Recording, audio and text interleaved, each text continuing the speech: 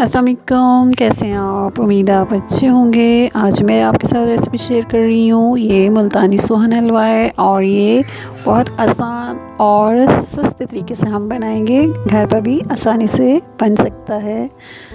इसके लिए हमें चाहिए खोया। ये मेरे पास तकरीबन 400 ग्राम है और 1 चम्मच इसमें बेकिंग पाउडर है। तो पहले हम इसको इसमें मिक्स करेंगे। चलिए शुरू करते हैं।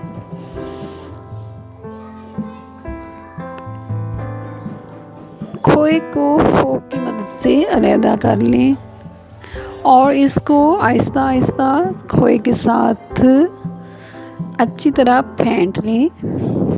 इस तरह देखें, ये फ्रिज में पड़ा हुआ था, ठंडा हो गया बहुत। इसमें हमने सॉफ्टनेस लेके आनी है। इसमें बेकिंग सोडा मिलाएं और हाथ की मदद से अच्छी तरह इसको मिक्स करें ताकि ये नरम और सॉफ्ट हो जाए। जितना ज़्यादा हम इसको हाथ से मसलेंगे उतना ही अच्छा बनेगा। ये इस तरह देखें, मैंने इसको एक बॉल की शक्ल में, पेड़े की शक्ल में बना लिया। अब इसके मैं बॉल्स बनाऊंगी।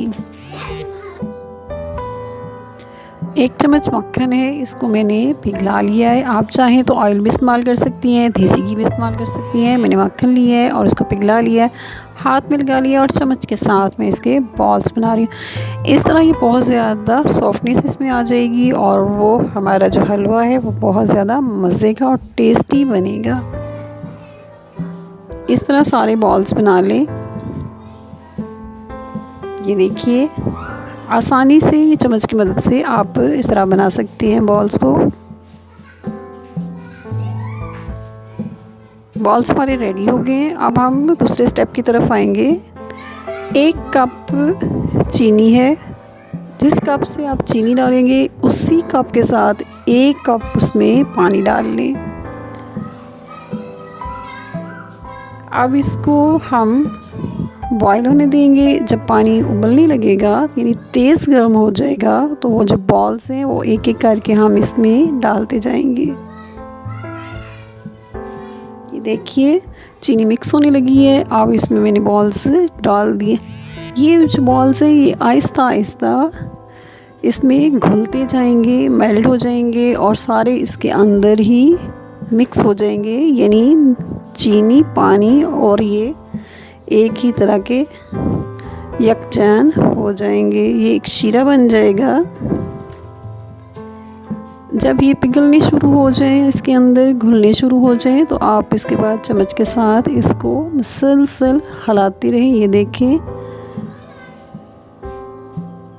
ये अब मुकम्मल तौर पे उसके अंदर मिक्स हो गए। अब इसका चम्मच के साथ, लकड़ी का चम्मच ले लें, उसके साथ इसको मुसलसल हिलाते रहें, छोड़िएगा नहीं। मीडियम इसकी फ्लेम कर लें और इसको मिक्स करते जाएं। ये आहिस्ता आहिस्ता बनना शुरू हो जाएगा, थिक होना शुरू हो जाएगा और ये चिपकना शुरू हो जाता है। इसलिए इसको मुसलसल हिलाते रहें, चारों साइड से, हर तरफ से हिलाएं ताकि साथ ना चिपके। इस तरह ये देखिए, ये गाढ़ा होना शुरू हो गया है। बहुत ही आसान और सादी सी रेसिपी है लेकिन मज़े की रेसिपी है। सर्दियों में खाने में ख़ास तौर पे मज़ा आएगा। इसको मुसलसल चमचा हिलाते रहें। देखिए, ये तार बन गई है। जब ये तार बन जाए तो फिर हम इसको उतार लेंगे। अब इसको 5 मिनट की छोड़ दें और एक बर्तन ले लें जिसमें आपने इसको डालना है। इसको ग्रीस कर लें। मैंने मक्खन के साथ किया है। आप इसके अंदर ये डाल दें और इसको हमवार और बराबर कर लें ताकि ये यकसा एक जैसा ही, आप जिस शेप में से बनाना चाहती हैं, काटना चाहती हैं, वो एक ही शेप में बने। ये देखिए, अच्छी तरह डाल दिए। आप इसको बराबर कर लेते हैं।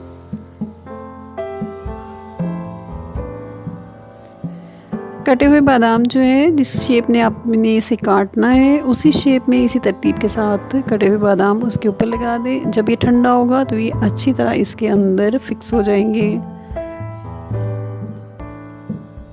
तकरीबन 4 घंटे में ये जम गया है। अब इसको निकाल लेंगे।